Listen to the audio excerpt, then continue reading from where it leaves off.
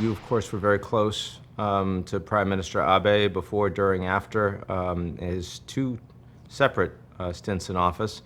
I cannot imagine what was going through your mind personally when you heard the news. Tell me where you were on the day and how you learned, and walk me through it a little bit. I was working at home, and my wife screamed and yelled and said, Abe just got shot. Of course, I could not believe. Who could believe such a thing? And then came a piece of news that no vital sign could be detected. So I prayed and prayed and prayed. I think the nation also did the same until finally 3 minutes past 5 p.m.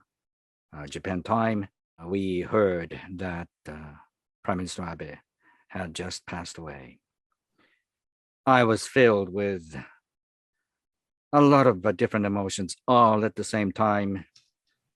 Disbelief, grief. The strongest emotion, of course, was anger against the suspect who is in custody.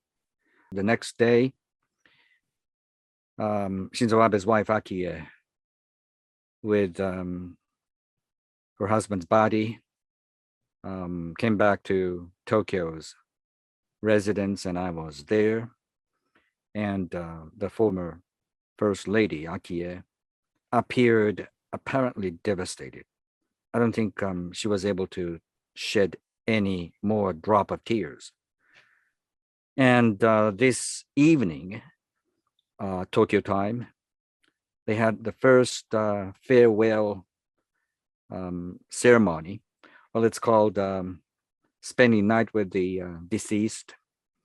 And it drew a huge number of people. And when where Prime Minister Abe was shot, there's always a very long line of people who wish to leave flowers.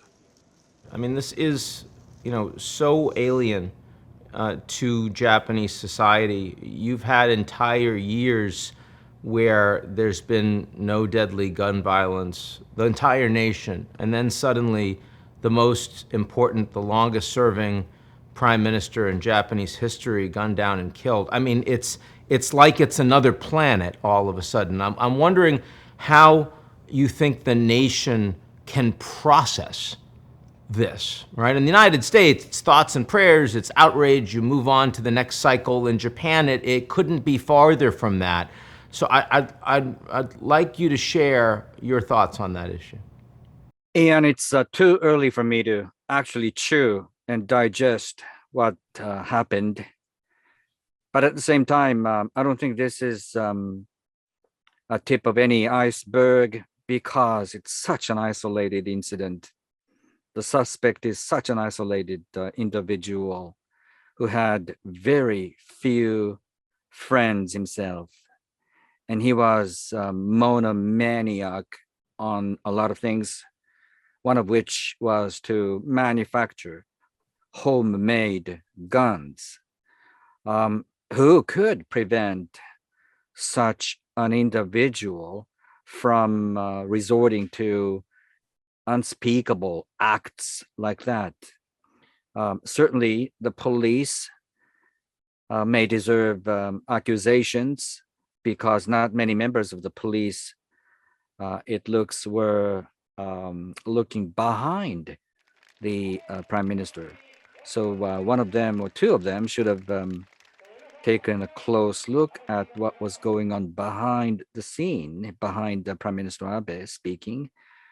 But yes, as you say, it's almost like a parallel world. And if in another parallel world, Shinzo Abe was alive, I would very much like to fly over there. That's the sort of feeling.